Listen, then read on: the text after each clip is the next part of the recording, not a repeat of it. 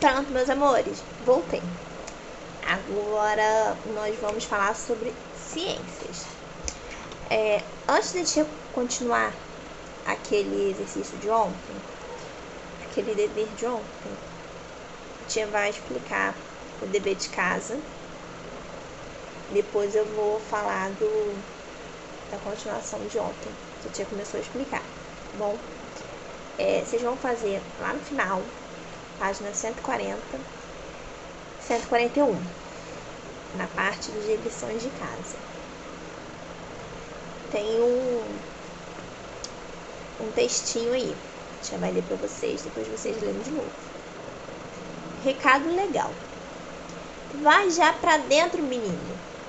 Há tanto para conhecer, há tanto para explorar. Basta os olhos abrir e com o ouvido escutar. Aprende-se o tempo todo, dentro, fora, pelo avesso, começando pelo fim, terminando no começo. Se eu me fecho lá em casa, numa tarde de calor, como vou ver uma abelha acatar pólen na flor? Como vou saber da chuva se eu nunca me molhar? Como vou sentir o sol se eu nunca me queimar? Como vou saber da terra se eu nunca me sujar? Como vou saber das gentes sem aprender a gostar? Quero ver com os meus olhos, quero a vida até o fundo. Quero ter barro nos pés, eu quero aprender o mundo. É de Pedro Bandeira. Vai já pra dentro, menino. Esse textinho, né, parece até os dias de hoje, né? A gente tem que ficar em casa. Número 1. Entre as atividades realizadas pelo menino no poema, escolha as duas mais interessantes que ele não faria se ficasse em casa. Vocês vão ler de novo o poema com bastante atenção e vai escolher duas respostas que vocês acham legal. Número 2. O que você entende por invertebrados parasitas? Investigue perguntando aos adultos de sua família. Se os adultos não souberem, pode procurar na internet, tá bom? Vamos investigar para ver quem vai descobrir. Número 3. Quais são os cuidados que você e sua família tomam para evitar as doenças causadas pelos animais invertebrados parasitas? Faça uma lista com 2 cuidados. Tem que ter no mínimo 2 cuidados, tá bom, gente? E tem 1, 2, 3, 4, 5. Tem 6 linhas, no mínimo 2 cuidados. Quem tiver letra pequena pode escrever mais de 2. Quem tiver letra grande não vai conseguir escrever muito, né? Mas eu quero letra pequena, hein? De olho nessa letra de vocês mesmo à distância, hein? Se tiver grande, eu pinto a mamãe apagar. Bom, esse é o dever de casa. Agora a tia vai voltar pro assunto que eu comecei ontem. Não vou falar muita coisa, porque senão serão 2 vídeos grandes, que o de história já ficou grande, porque é assunto novo, então tem que ser, vocês prestarem bastante atenção. Página 119, apostila de ciências. Animais vertebrados e suas características. Peixes. Presta atenção nas características do peixe, hein? Nadadeiras especializadas, músculos sincronizados, força e resistência. Quando o assunto é natação, os peixes são os melhores, até porque seu habitat natural é na água, doce ou salgada, e locomove-se por meio de nadadeiras.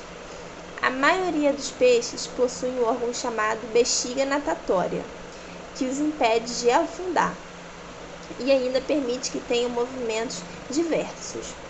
Alimenta-se na sua maioria de algas e de restos de animais, e divide-se em 2 grupos principais: peixes ósseos, que possuem a coluna vertebral, exemplo, bagre, o pintado, o bacalhau e a pescada, e peixes cartilaginosos, que têm a coluna vertebral formada por cartilagem, o mesmo tecido do nosso nariz e da nossa orelha. Tá vendo, ó? É molinho. Nariz também, ó, a gente não consegue mexer, por quê? Porque é molinho. O braço, a gente não consegue mexer o braço igual a tia faz aqui no nariz, né? Exemplos: tubarão, arraia, o cação, entre outros. Aí vocês conseguem ver no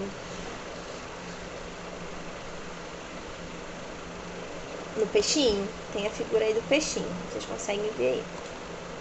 É que a tia tá vendo no computador, aí é difícil de enxergar. Ó, como é a estrutura do peixe? O peixe tem olho, boca, narina, que é por onde ele respira. Narina não é igual ao nosso nariz. Opérculo, nadadeiras dorsais, nadadeira de cima, nadadeira caudal, que é a cauda. Aí no outro, do ladinho do peixe, vocês conseguem ver que tá mostrando mais detalhe do peixe. São as brânquias, que a água entra pela boca e as brânquias dividem o fluxo da água, vai um pouquinho para cada lado. E embaixo do peixe inteiro tem o peixe por dentro. Como é o peixe por dentro? Vocês vão ver, ele tem a boca, as brânquias, que ficam mais ou menos na parte aqui do pescoço, o coração, que fica lá embaixo, o intestino, fígado, ânus, bexiga urinária, gônada, na parte de cima, rim, coluna vertebral, estômago, bexiga natatória, medula espinhal e o cérebro. Então vocês estão vendo como o peixinho é formado. Analisa bem a imagem depois, tá bom? Outra coisa importante, preste atenção. Quando eles começaram a separar, né, a classificar os animais, eles dividiam, né, o grupo dos animais de sangue quente e animais de sangue frios. Em alguns lugares, vocês vão achar, ao invés de ser animais de sangue quente, vão achar animais endotérmicos. Em vez de achar animais de sangue frio, vocês vão achar animais ectotérmicos. É a mesma coisa da paisagem antrópica e paisagem modificada. É a mesma coisa, só muda o nome. Aqui é a mesma coisa. Animais de sangue quente, eles trocaram para animais endotérmicos. E animais de sangue frio, eles trocaram para animais ectotérmicos. Então, se vocês estiverem lendo alguma coisa e falar que aquele animal ele é endotérmico, quer dizer que ele tem o sangue quente. Se você ler que aquele animal ele é ectotérmico, quer dizer que ele tem o sangue frio. Então, preste atenção, bom? Depois a tia vai mandar pro e-mail uma parte mais detalhada dessa explicação de ciências. Agora vamos lá, página 120. Ainda falando dos peixes. A maioria dos peixes se reproduz por ovos, por isso leva o nome de ovíparos. Lembra? Ovíparos são os animais que colocam ovos. São animais de sangue frio, ou seja, eles são animais endotérmicos ou ectotérmicos? Ectotérmicos, muito bem. São animais ectotérmicos.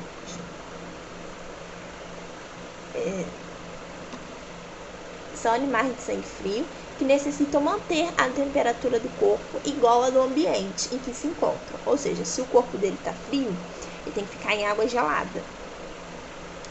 Respiram retirando o oxigênio da água, que entra pela boca, passa pelas brânquias, saindo em seguida pelos opérculos, a abertura que fica do lado da cabeça, aquele buraquinho que tem aqui do lado. Aí vocês estão vendo vários tipos de peixe. Anfíbios. Corpo compacto, cabeça e boca grande, olhos saltados e língua pegajosa. São as características mais famosas dos anfíbios. Além disso, desenvolve-se passando por duas fases na vida, bastante importantes. Primeira fase, quando nascem, os girinos. Segunda fase, quando passam a ser adultos. Apesar de muitas espécies viverem fora do ambiente aquático, os anfíbios têm uma grande dependência da água, principalmente durante a fase reprodutiva, porque é na água que são depositados ovos, portanto são animais ovíparos, ou seja, os anfíbios também são animais ovíparos.